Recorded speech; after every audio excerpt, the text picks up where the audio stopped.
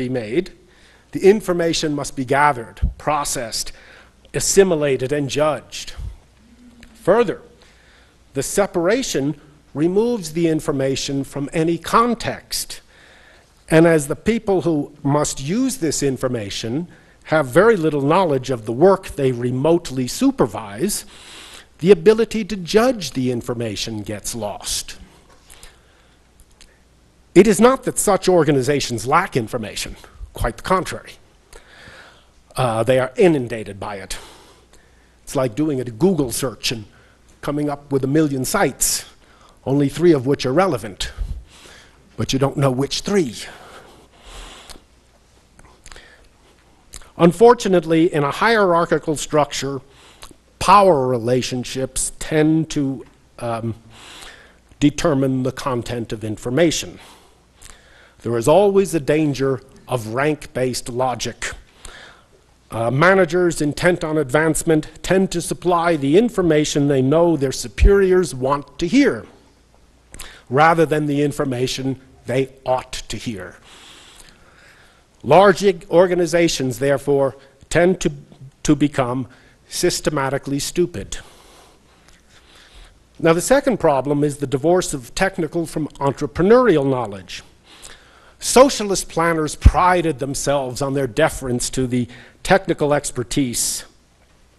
However, as their critics point out, while technology provides us with an endless range of production possibilities, it is impossible to evaluate these possibilities without knowing the price of the inputs.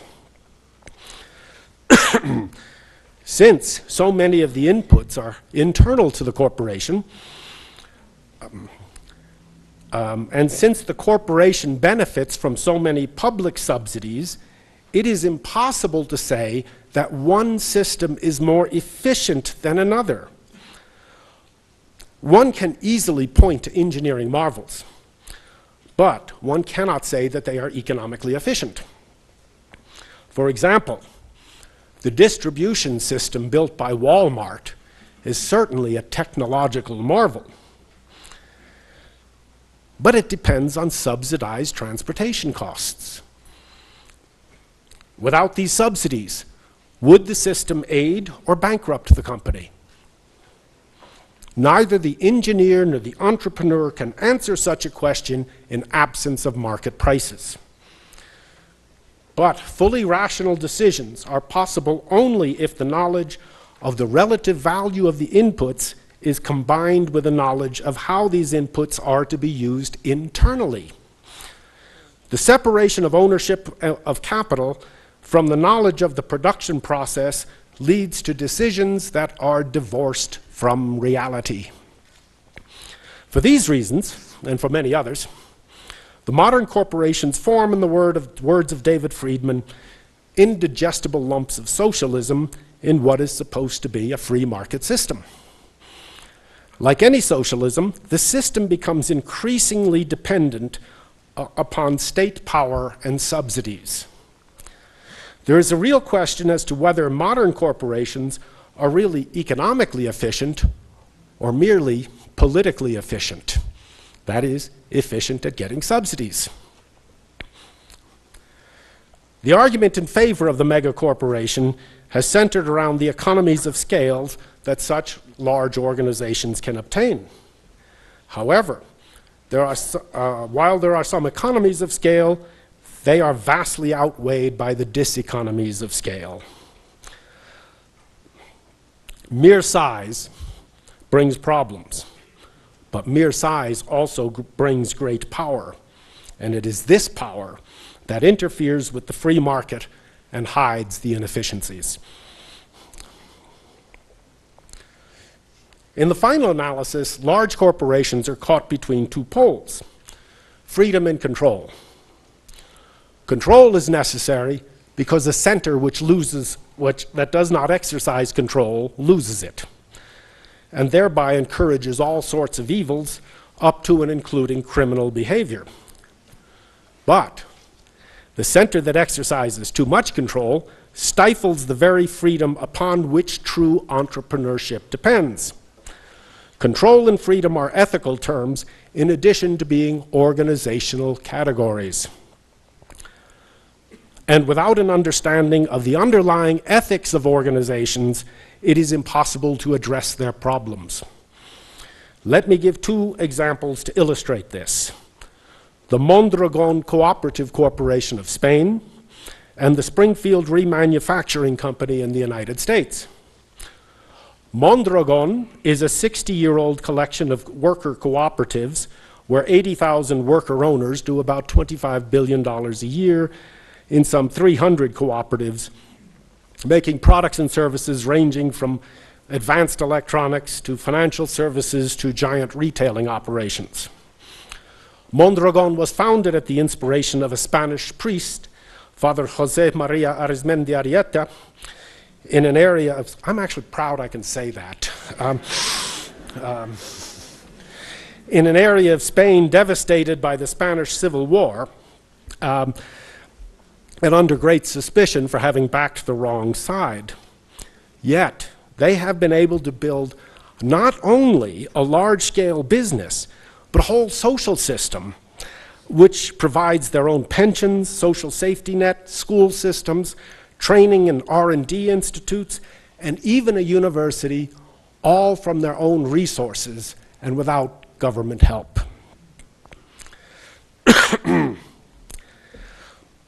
In fact, they've built a kind of culture there. And this building of a culture is in the end what business is all about. Now, another example of that is Jack Stack's Springfield Remanufacturing Company. Stack, when he founded his company, recognized that his first task was actually cultural. People, he said, can accomplish almost anything if they have a common purpose, a higher goal, and they all know what it is, and they are all going after it together. Everybody needs to be going somewhere. People need a destination, or they get lost. If they have one, however, and if it's really their own, then there's no telling what they can do. They can survive the darkest hours, beat the longest odds, scale the greatest heights. Building a common purpose, a goal that is owned and shared by all members of the firm, is the primary task in building a company culture.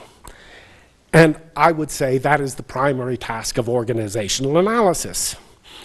What Mr. Stack especially wished to avoid was employee thinking. That is, thinking about only one's job or at best one's department, without considering the common purpose of the whole firm. Yet, this is precisely the kind of thinking that most people are taught implicitly. It is the kind of thinking implicit in Milton Friedman's shareholder model of the firm, which states that the sole purpose of a firm is to improve the stock price. After all, if we tell employees that it's only the interests of the shareholders that count, then we can give no common purpose which unites all the members of the firm. But this kind of thinking, says Mr. Stack, can destroy a company from within. What Stack set out to create was a community of entrepreneurs rather than just a collection of people with jobs. Stack wanted to do away with jobs altogether. But the primary problem is that people have been trained to see themselves in terms of job holders rather than entrepreneurs. They see themselves as merely performing a function for somebody else, usually somebody very remote. Creating this community meant realizing that the business was not an end in itself, but a means to an end. A tool that allows us to accomplish the things that matter most to us. And those things must transcend business to have real meaning and value. To accomplish this goal, to create this community, Springfield used two means: education and equity sharing. To educate the members of the firm, it would be incorrect to say employees, Stack invented a system of informal but continuous education he called the great game of business. If the workers were going to take responsibility for the firm, they must know the rules of business. And the great game was the method of teaching them. As Stack evaluates the results of this game, he notes, quote, "We've had dozens of employees rise from the shop floor to top management positions, and they're far better qualified than a lot of MBAs I see," unquote. That's probably not a politic quote for this audience, but okay. The game required the firm to practice open book management. If all members of the firm are to be responsible for the firm, then they all must have equal access to the books. But the greatest, further, you cannot truly educate employees unless they can see how their actions actually affect the firm, which is to say, how they affect the books. But the greatest benefit, as Jack Stack notes, is that when you open your books, really open them, you also open your mind. And neither your mind nor your books will ever be closed again. Continuous education and open book management frees the firm from the constraints of the division of labor, which confined each worker to one task, and from the quasi-militaristic top-down management, which confines responsibility to just one group. The results of this culture at SRC have been nothing short of phenomenal. In 20 years, they went from sales of 16 million to 185 million, with similar results for profit and shareholder equity. But it is in the area of shareholder equity that the firm really stands out, because all of the shares are owned by the workers. The company has 727 worker owners, of whom 5 were the original members. The other 722 shareholders own 64% of the firm.